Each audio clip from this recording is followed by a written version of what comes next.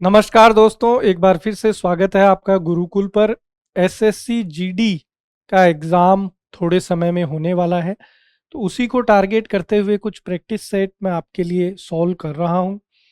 एक practice set already हम लोग कर चुके हैं, दूसरा आज हम लोग करने वाले हैं। जिन्होंने पहला सेशन नहीं देखा है जाके उसको ज़रूर देखें, वहाँ से बहुत सारी चीज़ें आपको सीखने को मिलेगी। दूसरा सेशन आज है, दूसरा प्रैक्टिस सेट है। 20 क्वेश्चन आते हैं जीडी में। पहला क्वेश्चन जो है वो सेंटेंस इंप्रूवमेंट पे बेस्ड है। हमें यहाँ पर जो अंडरलाइन पार्ट है उसके बारे में बताना है कि क्या ये ठीक है।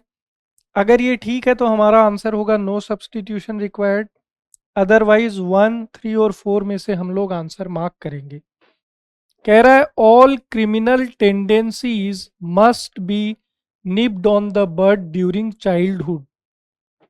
कि कोई भी बालक हो या बालिका हो, जितनी भी आपराधिक मानसिकता है उसको बचपन में ही निस्त नाबूद कर देना चाहिए या बचपन में ही उसको खत्म कर देना चाहिए। क्या कि अगर आप जड़ से किसी चीज को समाप्त कर देंगे तो वो चीज आगे फिर बढ़ नहीं पाएगी, ग्रो नहीं हो पाएगी। तो यहां पर निब्ड ऑन द बर्ड लिखा हुआ है, ये ग्रामेटिकली इनकरेक्ट है। जो करेक्ट ईडियम है वो है निप इन द बड। करेक्ट जो ईडियम है वो है निप इन द बड। इसका मतलब होता है किसी चीज को जड़ से खत्म कर देना या किसी चीज को शुरुआती दौर पर ही समाप्त कर देना। तो यहां पर निप्ड ऑन द बड लिखा हुआ था तो ये गलत है, निप्ड इन द बड होगा। तो कौन सा ऑप्शन ठीक होगा? फर्स्ट ऑप्शन ठीक होगा कि all criminal tendencies must be nipped in the bud during childhood. कि बचपन में ही सारी जो आपराधिक मानसिकता है उसको खत्म कर देना चाहिए, जड़ से उसको मिटा देना चाहिए। आगे बढ़ते हैं और अगला क्वेश्चन हमारी स्क्रीन पर आ गया है। सेंटेंस इंप्रूवमेंट का ही क्वेश्चन है। हमें अंडरलाइन पार्ट को चेक करना है, क्या ये ग्रामेटिकली करेक्ट है। अगर करेक्ट है तब तो हमारा आंसर होगा नो सब्सटीट्यूशन या नो इम्प्रूवमेंट। अब चूंकि यहाँ पर कोई भी ऑप्शन ऐसा नहीं है, इसका मतलब ये डेफिनेटली गलत है, हमें इसको ठीक करना है। कह रहा है he enjoy going in a jog in the morning to start his day on a healthy note. कह रहा है कि वो रोज सुबह सैर पर जाना यानी जॉगिंग पे जाना पसंद करता है, क्योंकि उससे उसका दिन जो है वो एक हेल्दी नोट मतलब एक स्वस्थ गतिविधि के साथ उसका दिन शुरू होता है। तो इस चीज़ को बड़ा पसंद करता है। तो जॉगिंग पे जा रहा है, एक हेल्दी एक्टिविटी से अपना दिन शुरू कर रहा है, तो ये कैसा एक्शन है? हैबिचुअल एक्शन है। कोई ऐसी चीज़ जो रोजाना या प्रतिदिन होती है। दूसरे शब्दों में कहें तो ये आदत है। फ्रेंड्स, जब भी लैंग्वेज में हैबिट, हॉबी या आदत की बात करते हैं तो प्रेजेंट सिंपल टेंस का उपयोग किया जाता है। कौन से टेंस का यूज किया जाता है? प्रेजेंट सिंपल टेंस का यूज किया जाता है। प्रेजेंट सिंपल टेंस का मतलब क्या होता है? वर्ब की फर्स्ट फॉर्म या फर्स्ट फॉर्म के साथ एस या ई एस, इसका हम लोग यूज करते हैं। तो he enjoy going in a jog, तो यहाँ पर ही आप जानते हैं सिंगुलर है, तो इंजॉय तो वैसे ही नहीं आ सकता, इंजॉयज होना चाहिए सब्जेक्ट वर्ब एग्रीमेंट के अकॉर्डिंग। सब्जेक्टिव पार्ट सिंगुलर तो वर्ब भी सिंगुलर, तो इंजॉय तो वैसे ही गलत हुआ। तो ही हैज़ बीन इंजॉयड। अब ये यहाँ जो है हैज़ बीन, हम लोग कह रहे हैं कि हैबिचुअल एक्शन है, प्रेजेंट सिंपल आना चाहिए, तो हैज़ बीन की पॉसिबिलिटी नहीं है। इंजॉयज ये वर्ब की फर्स्ट फॉर्म है, तो ये हमारा आंसर हो सकता है। आगे चेक करते हैं इज इंजॉय, इसके साथ या तो थर्ड फॉर्म आनी चाहिए, प्रेजेंट सिंपल का पैसिव होगा, या इज एम आर के साथ मेन वर्ब आईएनजी आनी चाहिए, प्रेजेंट कॉन्टिन्यूअस। ये दो ही पॉसिबिलिटी बनती है, इज इंजॉय तो नहीं बनेगा। विल इंजॉय ये फ्यूचर को रिप्रेजेंट करेगा। तो यहां पर हमारा आंसर ऑप्शन 2 होगा, क्योंकि यहां पर आपको इंजॉयज नजर आ रहा है। हम लोग प्रेजेंट सिंपल का यूज करेंगे, क्योंकि जॉगिंग पे जाना और उससे दिन की शुरुआत करना ये एक हैबिचुअल एक्शन आदत को रिप्रेजेंट करेगा, और हैबिचुअल एक्शन में हमेशा प्रेजेंट सिंपल का यूज किया जाता है। आगे बढ़ते हैं, अगला, आइडेंटिफाई इनकरेक्टली स्पेल्ड। हमें सेंटेंस में वो स्पेलिंग आइडेंटिफाई करनी है जो गलत लिखी हुई है। कह रहा है दी शेफ, शेफ होता है रसोइया, जो खाना बनाने में एक्सपर्ट हो उसको शेफ बोलते हैं। यूज्ड अ स्पेशल रेसिपी, कह रहा है कि जो शेफ है उसने एक विशेष रेसिपी का इस्तेमाल किया था for the gourmet dish. Gourmet का मतलब होता है स्पेशल, तो किसी विशेष डिश को बनाने के लिए विशेष रेसिपी का इस्तेमाल किया था, किसने? शेफ ने। तो कह रहा है कौन सी स्पेलिंग गलत है? गॉर्मेट की स्पेलिंग बिल्कुल ठीक है, स्पेशल की स्पेलिंग बिल्कुल ठीक है, रेसिपी की स्पेलिंग गलत है। रेसिपी की सही स्पेलिंग है RECIPE, ये होता है रेसिपी। रेसिपी एक प्रोसेस को बोलते हैं जिससे हम लोग व्यंजन या भोजन बनाते हैं, तो उस प्रोसेस को या उस कला को जो है रेसिपी बोला जाता है। तो रेसिपी की सही स्पेलिंग है RECIPE। शेफ आप जानते ही हैं, रसोइया जो खाना बनाने में एक्सपर्ट है। तो यहाँ पर ये स्पेलिंग भी ठीक है, तो गलत हमसे पूछा था, तो हमारा आंसर जो है थर्ड ऑप्शन होगा, क्योंकि हमसे इन्होंने कहा था कि आप बताइए इनकरेक्टली स्पेल्ड, वो स्पेलिंग बतानी थी जो गलत थी। तो यहाँ थर्ड ऑप्शन ठीक है। अगला देखिए, क्वेश्चन नंबर 4, ईडियम। ईडियम का मतलब क्या है? मुहावरा। तो हमें ये अंडरलाइन पार्ट जो है ये एक मुहावरा है, इसका मीनिंग बताना है। ये कह रहा है he suddenly tried to throw cold water on my plants. कह रहा है उसने अचानक से कोशिश करी मेरी योजनाओं पे, क्या करने की कोशिश करी? Try to throw cold water. यहां पर जो मुहावरा है वो है थ्रो कोल्ड वाटर। ये जो ईडीएम है थ्रो कोल्ड वाटर, इसका मतलब होता है किसी का मनोबल तोड़ना, या हम लोग ये भी कह सकते हैं किसी को हतोत्साहित करना। तो यहां पर आंसर क्या हो जाएगा? To discourage. डिस्करेज का मतलब वही है किसी का हौसला कम करना, किसी को हतोत्साहित करना। टू टेक रिवेंज, इसका मतलब है बदला लेना। To understand the hidden meaning, छुपे हुए अर्थ को समझना। तो छुपे हुए अर्थ को समझना, इसके लिए एक ईडीएम मुझे याद आ रहा है, रीड बिटवीन द लाइंस। ये भी कई बार एग्जाम में पूछा हुआ है। तो रीड बिटवीन द लाइंस ये जो ईडीएम है इसका मतलब होता है to understand the hidden meaning, छुपे हुए अर्थ को समझना। नेक्स्ट है टू सीज द अपॉर्चुनिटी, अवसर का लाभ उठाना। तो हमारा आंसर यहाँ फर्स्ट ऑप्शन होगा, क्योंकि थ्रो कोल्ड वाटर का मतलब होता है किसी का मनोबल गिराना या किसी को हतोत्साहित करना। अगला सवाल, आपको वो ऑप्शन चूज करना है जहां पर एरर है। तो सेंटेंस को पढ़ते हैं। कह रहे the experimental chef combined flavours audacious and with an almost synthetic sensibility, creating dishes that challenge the very notion of culinary categories। कह रहा है कि जो एक्सपेरिमेंटल शेफ है, ऐसा रसोइया जो अपने रेसिपीज़ में, अपने खाना बनाने की जो उसकी प्रोसेस है उसमें बार बार नई चीज़ें करे, एक्सपेरिमेंट्स करे, ऐसे शेफ को एक्सपेरिमेंटल शेफ कहा गया है। तो कह रहा है कि जो एक्सपेरिमेंटल शेफ है उसने कंबाइन किए, कंबाइन करने का मतलब मिक्स किए फ्लेवर्स, फ्लेवर्स मतलब अलग अलग टेस्ट्स को, और उसने कैसे कंबाइन किया उनको? ऑडेशियस तरीके से कंबाइन किया। अब यहाँ पे हमें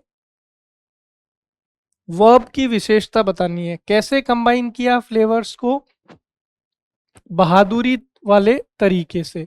अब हम लोग जानते हैं कि वर्ब को क्वालिफाई करने के लिए कौन आना चाहिए। वर्ब को क्वालिफाई करने के लिए एडवर्ब आना चाहिए, क्रिया विशेषण आना चाहिए। अब यहां जो आपने लिखा है ऑडेशियस, तो ऑडेशियस जो है ये शब्द देखिए किस पे खत्म हो रहा है, आई ओ यू एस सफिक्स पे खत्म हो रहा है। तो ऑडेशियस जो है ये एडजेक्टिव है। ऑडेशियस का हिंदी मीनिंग होता है बहादुर। करेजियस भी बोल सकते हैं, ब्रेव भी बोल सकते हैं, बोल्ड भी बोल सकते हैं। अब चूंकि कंबाइन किया है फ्लेवर्स को बहादुरी से, तो हमें वर्ब की विशेषता बताने के लिए एडवर्ब चाहिए। हमने लगा दिया यहाँ पर ऑडेशियस, जो कि क्या है, एडजेक्टिव। अब एडजेक्टिव तो नाउन या प्रोनाउन की विशेषता बता सकता है, हमें चाहिए एडवर्ब वर्ब की विशेषता बताने के लिए। तो ये जो ऑडेशियस है इसका एडवर्ब फॉर्म हमें लिखना पड़ेगा, जो कि क्या बनेगा, ऑडेशियसली। क्या बनेगा, ऑडेशियसली। तो यहां पर हो जाएगा the experimental chef combined flavours audaciously. बहुत ही बहादुरी से उसने जो है फ्लेवर्स को क्या किया, मिक्स किया। तो सेंटेंस के कौन से पार्ट में एरर है दोस्तों, यहाँ पर पार्ट सेकंड जो है इसमें एरर है, और हमसे यही पूछा था कि कौन से भाग में एरर है। अगला क्वेश्चन देखिए, सिनोनिम सेम मीनिंग वर्ड पर्यायवाची को बोलते हैं। शब्द है डिलेमा। दोस्तों डिलेमा का मतलब होता है कंफ्यूजन, दुविधा, डाउट। अब वॉन क्या है, हमारे पास एक वर्ब है वियर। वियर का मतलब होता है पहनना, ये वर्ब की फर्स्ट फॉर्म है। इसका सेकंड फॉर्म क्या है, वॉन। थर्ड फॉर्म भी क्या होता है, सेम होता है। सिचुएशन का मतलब होता है परिस्थिति। प्लाइट का मतलब होता है दुविधा, कंफ्यूजन। और पोर्शन का मतलब होता है हिस्सा, पार्ट। तो आपको साफ साफ नजर आ गया, थर्ड ऑप्शन जो है ये हमारा बिल्कुल करेक्ट आंसर है, क्योंकि सिनोनिम पूछा था। अगेन सिनोनिम बताना है। वर्ड है बैनिश। दोस्तों बैनिश का मतलब होता है देश निकाला, किसी को देश से निकाल देना, देश से भगा देना, उसको बैनिश बोलते हैं। बैनिश के लिए एक अच्छा वर्ड हम लोग यूज कर सकते हैं एग्जाइल, एक अच्छा वर्ड यूज कर सकते हैं एक्सपेल, और एक अच्छा वर्ड यूज कर सकते हैं रेलीगेट। तो आपको साफ साफ नजर आ गया कि हमारा आंसर जो है थर्ड ऑप्शन होगा, टू डिटरमाइन। डिटरमाइन का मतलब होता है किसी चीज के बारे में पता लगाना, हिंदी में बोलेंगे ज्ञात करना। हार्म का मतलब होता है किसी को नुकसान पहुंचाना। इवेल्युएट का मतलब होता है गणना करना, मूल्यांकन करना। तो यहाँ पर थर्ड जो है ये बिल्कुल करेक्ट है, इसमें कोई प्रॉब्लम नहीं है। अगला देखिए क्वेश्चन नंबर 8।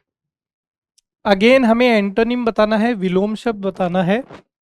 शब्द है हमारे पास डेंटी। डेंटी का मतलब होता है सभ्य, तो हम लोग बोल सकते हैं एलिगेंट। एक और वर्ड इसके लिए यूज कर सकते हैं सोबर। एक और वर्ड इसके लिए यूज कर सकते हैं वेल मैनर्ड।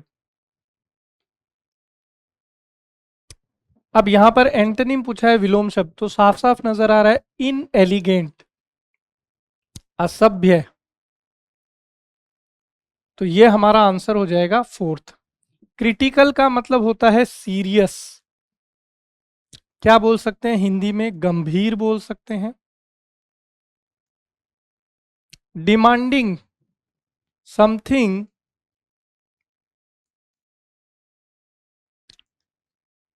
विच नीड्स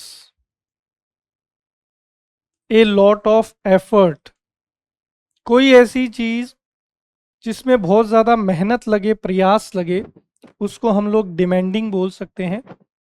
यहां पर एक और वर्ड है हमारे पास, टिमिड।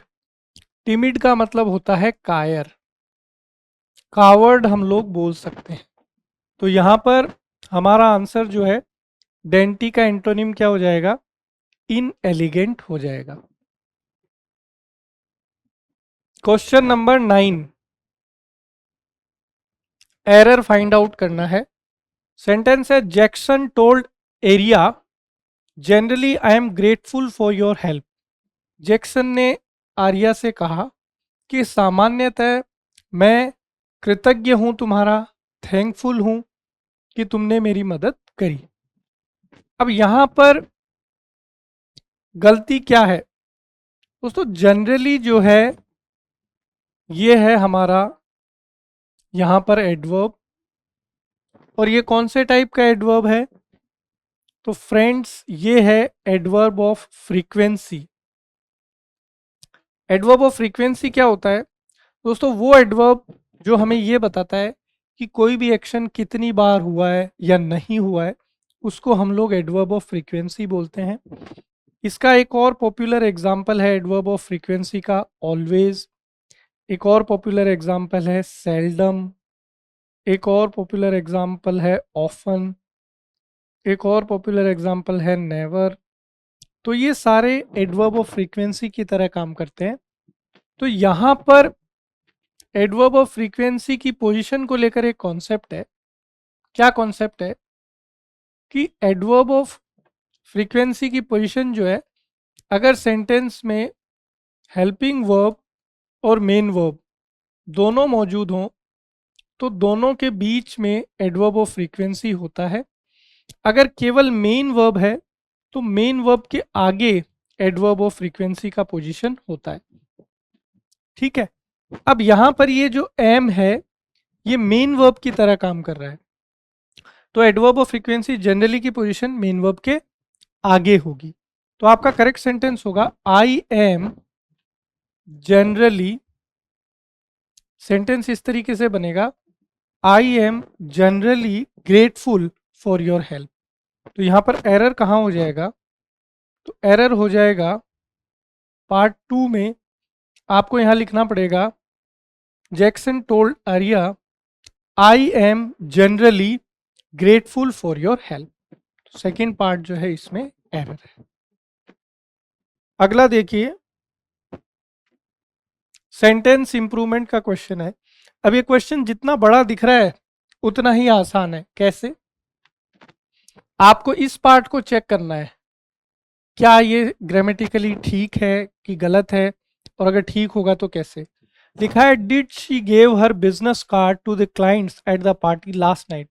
क्या उसने अपने बिजनेस कार्ड क्लाइंट्स को दिए थे पिछली रात, ये इसका मीनिंग है। दोस्तों आदिकाल से हम लोग पढ़ते हुए आ रहे हैं, डू, डज और डिड, अगर इनके साथ आप मेन वर्ब का इस्तेमाल करते हैं तो वो हमेशा फर्स्ट फॉर्म का इस्तेमाल आपको करना पड़ता है। अब यहां देखिए, डिड शी गेव, अब ये तो वर्ब का सेकंड फॉर्म है तो ये गलत हो गया, तो आपको लिखना पड़ेगा डिड शी गिव। तो कहां लिखा हुआ है डिड शी गिव, ये रहा डिड शी गिव। दूसरी बात, हमने डू और डज क्यों नहीं लिया, डिड ही क्यों लिया। देखो यहां क्या लिखा हुआ है, लास्ट। तो लास्ट जो है ये पास्ट सिंपल का एडवर्बियल है, तो इससे हमें क्लियर होता है कि हम लोग कौन से टेंस की बात कर रहे हैं, पास्ट सिंपल टेंस की बात कर रहे हैं। इसलिए हमने लिखा डिड शी गिव। अब यहां तो डिड शी गिवन है, ये नहीं हो सकता, करेक्शन तो करना ही पड़ेगा। तो सेकंड ऑप्शन हमारा बिल्कुल ठीक है। Next, select the option that rectifies the spelling error in the given sentence. एक सेंटेंस है, इसमें एक स्पेलिंग गलत है, हमें वो ऑप्शन देखना है जहां से स्पेलिंग ठीक हो सकती है। तो he was determined to accomplish his goals, कह रहा है कि वो दृढ़ संकल्पित था अपने लक्ष्यों को प्राप्त करने को लेकर। अकम्प्लिश का मतलब होता है to succeed in achieving something difficult, किसी कठिन चीज को प्राप्त करने में सफलता प्राप्त करना। अब यहाँ अकम्प्लिश की स्पेलिंग ये वाली जो फर्स्ट ऑप्शन में दी है ये बिल्कुल ठीक है और यही हमारा आंसर हो जाएगा, क्योंकि उन्होंने कहा था कि वो ऑप्शन चूज करिए जो रेक्टिफाई, रेक्टिफाई का मतलब होता है कि एरर को करेक्ट कर दे। तो ये स्पेलिंग अगर लिखेंगे तो हमारा आंसर ठीक होगा। अकम्प्लिश में डबल सी आता है तो ये स्पेलिंग गलत है। डिटरमाइंड, दृढ़ संकल्प, ये स्पेलिंग बिल्कुल ठीक है। अकम्प्लिश में यहाँ ए नहीं आएगा, डिटरमाइंड में यहाँ ए की जगह ई आएगा। तो बाकी सारी जो स्पेलिंग्स हैं उनसे जो है हमारा काम नहीं बन रहा।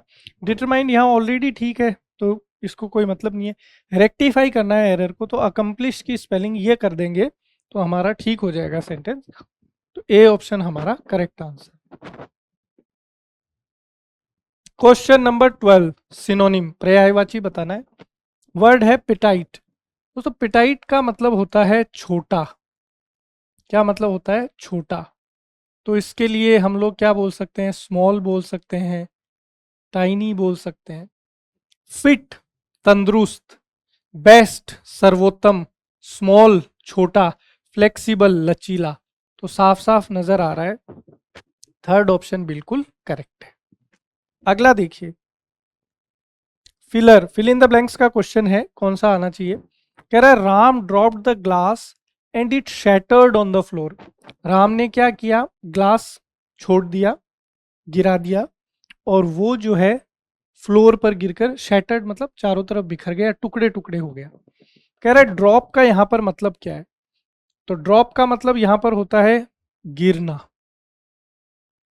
और ड्रॉप का मतलब किसी चीज को गिराना भी हो सकता है। ये दो मीनिंग इसके पॉसिबल है।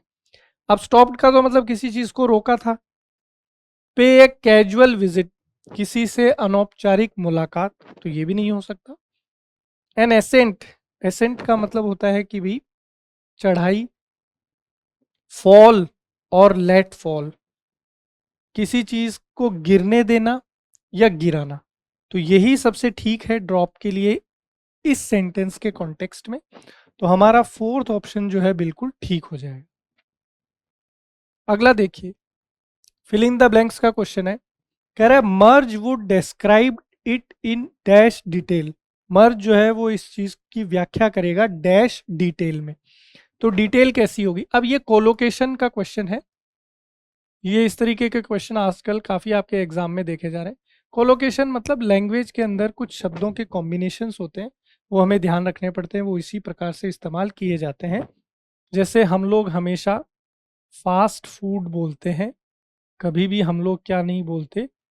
क्विक फूड नहीं बोलते। अब क्विक का मतलब भी तेज़ है, फास्ट का मतलब भी तेज़ है, बट फास्ट फूड ठीक है ना कि क्विक फूड। तो कोलोकेशन मतलब कॉम्बिनेशन ऑफ वर्ड्स। तो Marge would describe it in elaborate detail. Elaborate का तो मतलब होता है किसी चीज को जो है व्याख्या करना या उसको डिटेल में बताना।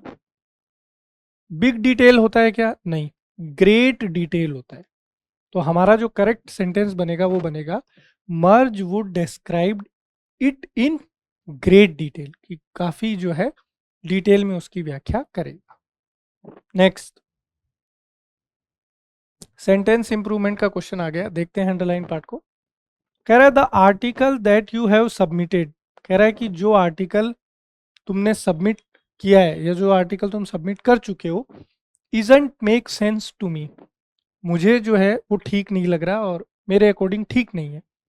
तो isn't make sense to me, अभी आपको ये लिखना है प्रेजेंट सिंपल में,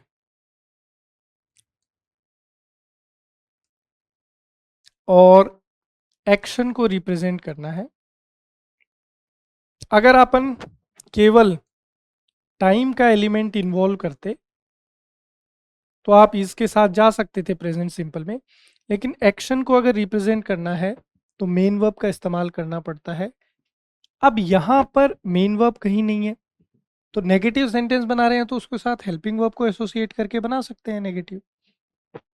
अब दी आर्टिकल, ये सब्जेक्ट कैसा है? सिंगुलर है, तो सिंगुलर वर्ब आएगी, हर जगह डज है, ये भी बात ठीक है। नेगेटिव बनाना है तो अपन यहाँ पॉजिटिव तो नहीं कर सकते, तो डज इट मेक सेंस नहीं होगा, डजेंट वाले दोनों हमारे आंसर बनेंगे। अब सेकंड और थर्ड पे ऑब्जर्वेशन रखनी है। तो the article that you have submitted does not it, अब यहाँ ऑब्जेक्ट की जरूरत ही नहीं है, ये हेल्पिंग वर्ब, सेंटेंस नेगेटिव है तो इसके साथ नॉट लगा दिया और फिर यहाँ पर आ जाएगा मेन वर्ब। तो थर्ड वाला स्ट्रक्चर बिल्कुल ठीक होगा कि the article that you have submitted, कि वो आर्टिकल जो तुम सबमिट कर चुके हो, does not make sense to me, वो मेरे अकॉर्डिंग जो है अर्थपूर्ण नहीं है या मेरे अकॉर्डिंग ठीक नहीं। चलिए, अब जैसा कि आप सब जानते हैं फाइनल एग्जाम में एक क्लोज टेस्ट आपसे पूछा ही जाएगा, पेपर का पैटर्न यही रहा है। तो एक क्लोज टेस्ट हम लोग सॉल्व करते हैं। क्लोज टेस्ट सॉल्व करना बहुत सिंपल है, पहले इसको पूरा पढ़ेंगे, उससे हमें ये आइडिया लग जाएगा कि ये जो पैसेज है वो किसके ऊपर है, और फिर उसके अकॉर्डिंग हम लोग ऑप्शंस की तरफ मूव करेंगे। कह रहा है adopting sustainable practices in daily life dash to environmental conservation. कह रहा है कि अगर हम अपने डेली की जो जिंदगी है उसके अंदर सस्टेनेबल प्रैक्टिसेस अपना लें। सस्टेनेबल मतलब कि भाई जो भी नेचुरल रिसोर्सेज हैं उनको बचाना, उनको किफ़ायत से इस्तेमाल करना, ये सब शुरू कर दें तो डैश टू एनवायरमेंटल कंजर्वेशन, तो इससे हम लोग धीरे धीरे पर्यावरण को बचाने में सहयोग दे सकते हैं, अगर हम लोग अपनी रूटीन लाइफ में कुछ इस तरीके की एक्टिविटीज करने लग जाए। Small actions reducing single use plastics, conserving energy, planting trees, using water sparingly and reducing the use of electronic gadgets. छोटे छोटे कार्य क्या, जैसे प्लास्टिक का इस्तेमाल कम कर दें, एनर्जी को बचाना शुरू कर दें, पेड़ लगाना शुरू कर दें, जल को किफ़ायत से इस्तेमाल करना शुरू कर दें, और जो इलेक्ट्रॉनिक उपकरण हैं उनका यूज़ अगर कम कर दें तो हम लोग एनवायरनमेंट को कंजर्व कर सकते हैं। Dash make a significant impact, और कह रहा है कि ये जो छोटे छोटे बदलाव हैं इनका बहुत प्रभावी प्रभाव पड़ता है environment conservation. Research shows that communities sustainable living not only reduce their carbon footprint but also create a healthier environment dash future generations। कह रहा है कि रिसर्च में ये देखा गया है कि जो भी कम्युनिटीज, जो भी समाज या जो भी सभ्यता है वो सस्टेनेबल लिविंग को अडॉप्ट करती है, फॉलो करती है, तो उनके इस एक्शन से ना केवल कार्बन फुटप्रिंट में कमी आती है बल्कि वो आने वाली पीढ़ी के लिए एक स्वस्थ पर्यावरण भी छोड़कर जाते हैं, या वो आने वाली पीढ़ी के लिए एक स्वस्थ पर्यावरण का निर्माण करते हैं। तो ये हमारा यहाँ पर क्लोज टेस्ट हुआ। आपको समझ में आ गया कि भी एनवायरनमेंट को और जो है कंजर्व करने के ऊपर है, सस्टेनेबल रिसोर्सेज का यूज़ अपन करें, अपनी एक्टिविटीज़ को चेंज करें, हमारा कंट्रीब्यूशन क्या हो सकता है, इस चीज़ के ऊपर बातचीत हुई है। फर्स्ट ऑप्शन देखते हैं। कह रहा है adopting sustainable practices in daily life dash to environmental conservation. Sacrifice, sacrifice का मतलब होता है बलिदान करना, तो यहाँ पर बलिदान का कोई लेना देना नहीं है, बिल्कुल इररिलेवेंट है। सप्लाईज, कह रहा है adopting sustainable practices in daily life supplies.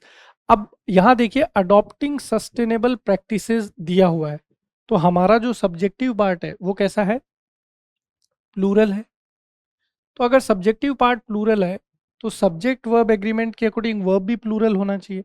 अब सप्लाईज तो सिंगुलर है तो ये चला गया। एडिशन का मतलब होता है जोड़, तो यहाँ एडिशन का कोई लेना देना नहीं है, इररिलेवेंट हुआ। कंट्रीब्यूट, कंट्रीब्यूट का मतलब होता है सहयोग करना, कंट्रीब्यूट का मतलब क्या होता है, सहयोग करना, और वर्ब जो है वो प्लूरल फॉर्म में भी है। तो ये वर्ड बिल्कुल ठीक होगा कि अगर हम लोग सस्टेनेबल प्रैक्टिसेस को डेली लाइफ में अडॉप्ट कर लेते हैं तो ये कंट्रीब्यूट करेगा, ये सहयोग देगा, किस चीज में सहयोग देगा, एनवायरमेंटल कंजर्वेशन में सहयोग देगा। तो यहाँ पर क्वेश्चन नंबर 16 जो फर्स्ट ब्लैंक है उसमें फोर्थ ऑप्शन कंट्रीब्यूट बिल्कुल ठीक होगा। अगला देखिए, कह रहा है small actions dash reducing single use plastics. तो स्मॉल एक्शंस, छोटे छोटे एक्शंस, लाइक्स। अब स्मॉल एक्शंस, सब्जेक्टिव पार्ट कैसा है, प्लूरल है, तो यहां पर वर्ब भी प्लूरल आनी चाहिए, लाइक्स तो सिंगुलर है। डिसलाइक, अब ये जो आप काम कर रहे हो, छोटे छोटे प्लास्टिक का कम यूज करना, एनर्जी को कंजर्व करना, इसको कोई नापसंद थोड़ी करेगा, तो ये इररिलेवेंट है। इंस्टेंस का मतलब होता है एग्जाम्पल, उदाहरण, और सच एज जो है ये उदाहरण देने के लिए या एग्जाम्पल बताने के हिसाब से है। तो छोटे छोटे एक्शन जैसे कि प्लास्टिक का कम यूज, एनर्जी को कंजर्व करना, पेड़ उगाना, तो यहाँ पर फोर्थ ऑप्शन सबसे ठीक होगा कि छोटे छोटे एक्शंस जैसे कि सच एज कि single use plastics, conserving energy, planting trees, ये सारी चीजें जो है एनवायरमेंट कंजर्वेशन में मदद करती है। आगे, planting trees using water sparingly and reducing the use of electronic gadgets dash sparingly, frequently, additionally, collectively. देखिए, स्पेरिंगली, फ्रीक्वेंटली, एडिशनली, कलेक्टिवली, चारों ही क्या है, एडवर्ब है। ठीक है, अब कौन सा एडवर्ब यहां ठीक होगा वो हमें देखना है। तो इलेक्ट्रॉनिक गैजेट्स, फ्रीक्वेंटली, फ्रीक्वेंटली का मतलब होता है बार बार कोई चीज हो। एडिशनली कि भाई किसी चीज के साथ और चीज को जोड़कर। कलेक्टिवली का मतलब होता है साथ में, कलेक्टिवली का मतलब क्या होता है, साथ में। स्पेरिंगली, स्पेरिंगली का मतलब होता है इकोनॉमिक यूज, मितव्ययी तरीके से किसी चीज को यूज करना। अब यहां पर ध्यान दीजिए, ऊपर लिखा हुआ है सिंगल यूज प्लास्टिक्स का यूज कम करना, एनर्जी कंजर्व करना, पेड़ उगाना, पानी का कम यूज करना, इलेक्ट्रॉनिक गैजेट्स का यूज कम करना, ये सारी चीजें collectively make a significant impact, कि ये सारी चीज जुड़ जाती हैं तो उसका एक इंपॉर्टेंट प्रभाव या यूजफुल प्रभाव देखने को मिलता है। आगे देखिए, रिसर्च शोज दैट कम्युनिटीज, जो शोध है वो ये दिखाते हैं कि जो कम्युनिटीज हैं, जो सभ्यताएं हैं, एनफोल्ड, एनफोल्ड का मतलब होता है किसी चीज को कवर अप करना, एनवलप करना, घेरना। क्लच का मतलब होता है किसी चीज को बहुत मजबूती से पकड़ लेना, होल्ड टाइटली। स्क्वीज का मतलब होता है किसी चीज को पिचकाना, और इम्ब्रेस का मतलब होता है किसी चीज को शामिल करना, इंक्लूड करना। तो सबसे ठीक इम्ब्रेसिंग होगा कि रिसर्च शोज दैट, कि शोध ऐसा दिखाते हैं कि वो सभ्यताएं जो कम्युनिटीज इम्ब्रेसिंग, वो सभ्यताएं जो सस्टेनेबल लिविंग को इंक्लूड करती है अपनी लाइफस्टाइल में, डेली लाइफस्टाइल में, not only reduce their carbon footprint, वो ना केवल अपना कार्बन फुटप्रिंट कम करते हैं बल्कि एक हेल्दियर एनवायरनमेंट भी डेवलप करते हैं। किसके लिए, फ्यूचर जनरेशंस के लिए। तो के लिए कौन सा प्रेपोजिशन है, तो फॉर का मीनिंग होता है के लिए, अगेंस्ट का मतलब होता है खिलाफ, ऑफ होता है से, जोड़ने के लिए, और टुवर्ड्स होता है की ओर, डेस्टिनेशन या डायरेक्शन के लिए आता है। तो यहां पर सबसे अप्रोप्रिएट होगा फॉर प्रेपोजिशन, कि जो कार्बन फुटप्रिंट्स को कम करने के साथ साथ एक हेल्दियर एनवायरनमेंट, स्वस्थ पर्यावरण बनाते हैं, किसके लिए, आने वाली पीढ़ियों के लिए, फॉर फ्यूचर जनरेशन। तो दोस्तों, ये एक और प्रैक्टिस सेट हमारा यहाँ पर कंप्लीट हो गया। जब आप ये प्रैक्टिस सेट करें तो जैसे ही क्वेश्चन आए आपकी स्क्रीन पे, आप वीडियो को पॉज करिए, अपने लेवल पे ट्राई करिए और फिर उसके बाद में आंसर देखिए। तो दोस्तों, पढ़ते रहिए, मेहनत करते रहिए, वीडियो को पूरा देखें, पसंद आए तो ज़रूर लाइक करें, चैनल को सब्सक्राइब करें, अच्छे वीडियोज़ आपके लिए लेकर के आ रहे हैं। लगातार पढ़ते रहें, मेहनत करते रहें, जुड़े रहें हमारे साथ। मिलते हैं अगले सेशन में। वीडियो देखने के लिए आपका बहुत बहुत शुक्रिया।